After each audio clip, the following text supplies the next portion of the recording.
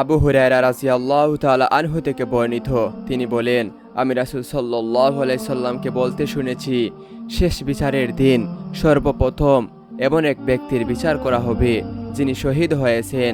তাকে আল্লাহর দরবারে হাজির করে তার প্রতি আল্লাহর প্রদত্ত যাবতীয় নিয়ামতের কথা স্মরণ করিয়ে দেওয়া হবে। সে ওইসব নিয়ামত প্রাপ্তির ও ভোগের কথা স্বীকার করবে। অতঃপর তাকে জিজ্ঞাসা করা হবে, তুমি আমার এসব নিয়ামত পেয়ে কি করেছো?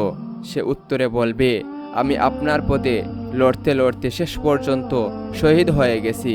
আল্লাহ বলবেন, তুমি মিথ্যা বলছো, তুমি বীর খ্যাতি অর্জনের জন্য লড়াই করেছো এবং সে খ্যাতি তুমি দুনিয়াতেই পেয়ে গেছো। অতঃপর তাকে উপর করে পা ধরে টেনে হেসড়ে জাহান্নামে নিক্ষেপ করার হুকুম দেওয়া হবে। এভাবে সে জাহান্নামে নিক্ষিপ্ত হবে। এরপর আল্লাহর দরবারে হাজির করা হবে এমন এক ব্যক্তিকে যে দিনের জ্ঞান অর্জন করেছে, দিনের জ্ঞান শিক্ষা দিয়েছে এবং আল কুরআন পড়েছে।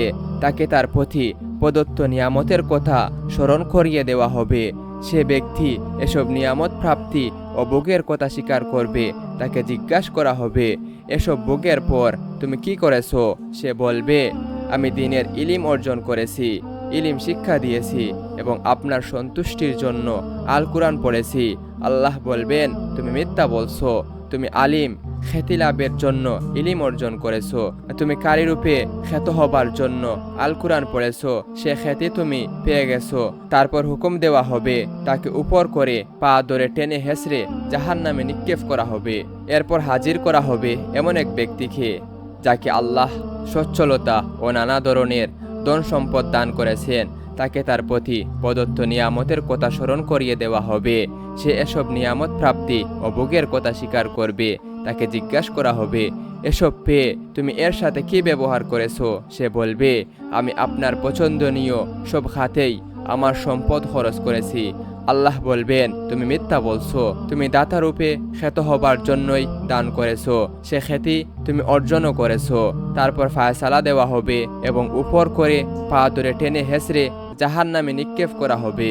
উপরোক্ত হাদিসে 3টি বর্ণনা দ্বারা এ সত্যটিকেই সুস্পষ্টভাবে প্রকাশ করা হয়েছে যে কিয়ামতের দিন কোনো নেক কাজের বাহ্যিক রূপের উপর দৃষ্টি দিয়ে পুরস্কার দেওয়া হবে না।